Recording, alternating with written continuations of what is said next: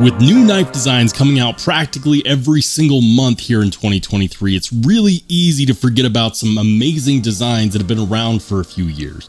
And today we're going to talk about one that I think that you should check out.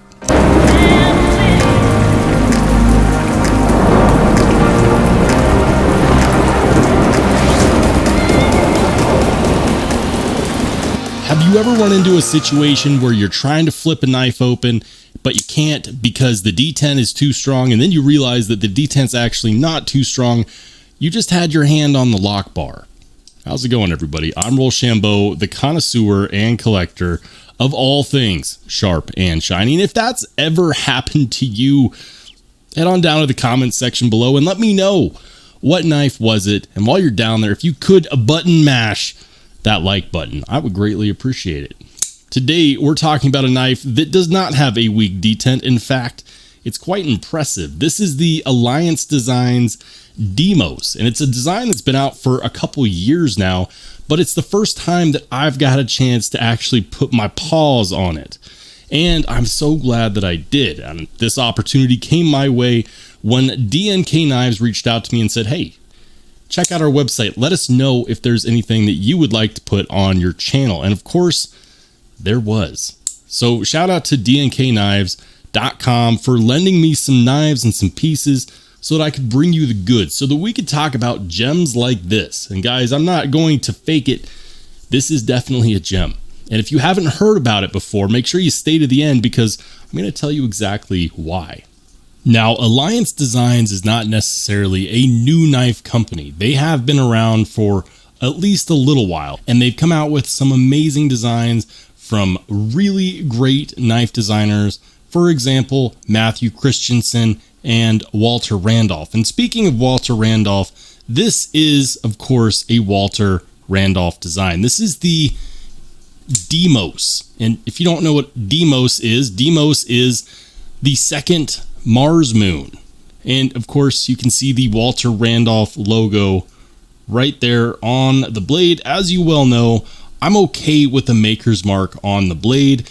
It does have a tiny bit of billboarding there with the Alliance Designs logo as well. It's not too bad, okay?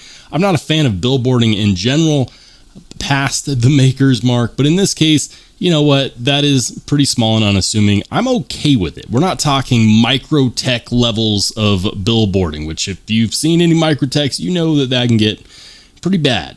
Now, you might be wondering what this costs, and I'm going to get into that. This costs about $345, and you can get it in a couple different variations. So this one is the titanium and carbon fiber variant, and of course M390 on the blade. We're looking at 7.5 inches overall, and that includes 3¼ inch blade and 4¼ inch handle. Now, whether you get this in the carbon fiber or the titanium, they're both considered premium variants. And this specific one comes with zirconium pivot collar and a zirconium barrel spacer, which is very unassuming, but once you notice it, you can't help but stare at it. And you know what? Zirconium is not easy to machine. It's actually a rare metal, and it's one of those things that knife nerds like myself tend to geek out about. So it's cool to see it, even if it's only in the accents. It does have a 3D milled titanium pocket clip, and it's sporting T8 hardware around the entirety of the knife, including on that lock bar insert. It does have a steel lock bar insert and over travel stop, which is great. I do actually appreciate that. For the blade shape, we're looking at what they call a drop point, but you know, in my opinion, this is more of a harpoon drop, a drop poon, whatever you think that this blade shape is. Let me know in the comments section down below. Now, this one features a slight recurve, and I know some of you guys are not fans of recurves because you just don't want to have to sharpen it. Because a lot of flat stones aren't really going to hit a recurve blade that well. But there are techniques that you can use with flat stones to still hit every inch of a recurve blade without too much issue.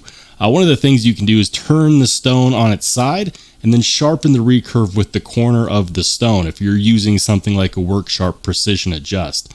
And then of course it has this nice deep belly towards the tip and a decently placed swedge here at the spine of the blade as well. There is no jimping on the back of this blade, but that's fine because your thumb naturally goes into this ramp, which is going to make it actually quite easy to lock in. Now, being 7.5 inches, some 7.5 inch knives just don't fit well in my hand. You know, I said it is what it is, but in this case, that's not a problem. If you're wondering, my hands are about the size of a large size glove. Which is to say that I have average man-sized hands. If you've got those XL paws or those double XL paws, you know, you might have a different experience. Your mileage may vary, but at least for me, I can get a full 4-finger grip in my favorite grip, which is a saber grip, with my thumb resting on the spine of the blade. And in that configuration, it is quite solid, and I do feel quite locked in. This flipper tab does kind of dig in to this index finger, but it's not a big deal, and it's not what I would consider to be a hot spot. It's also very easy just to move your index finger up so that it's parallel with your thumb, and that actually helps you get a decent amount of control. Is this a finger choil or is this a sharpening choil? Honestly, I don't know, and I don't really care. The side of your index finger will rest there naturally, and so it's not a big deal to me. Getting back to the blade, the recurve on this blade means that it's going to be easier to stay in a cut without the blade slipping out. And that's great, because if you actually do buy this and you do plan on carrying it and using it, it's nice to know that it has the right edge geometry to be a decent carry knife and to be something that you can trust as a cutter. Now, could you pinch grip this? Absolutely. You could pinch grip this all day. It doesn't feel specifically thick here behind the edge, or behind the spine rather. And so I don't think that you're going to have any issues, especially with this nice deep hollow grind on the blade. It does have this single directional satin finish here on the flat, and then it goes into kind of a bead blast on the hollow grind of the blade. Something that I didn't notice right away, but now I can't unsee, is how that pivot bolt bulges out. It's this dome. And it's not single-sided, but I don't really care. It looks pretty awesome, to be honest with you. The addition of carbon fiber, if you were to go with this variant, is going to make it lighter, and this one will come in under 3 ounces. It's coming in around 2.82 ounces, which is very light, and it's going to fit a lot of people's budget when it comes to how heavy of a knife do they want to carry in their pocket.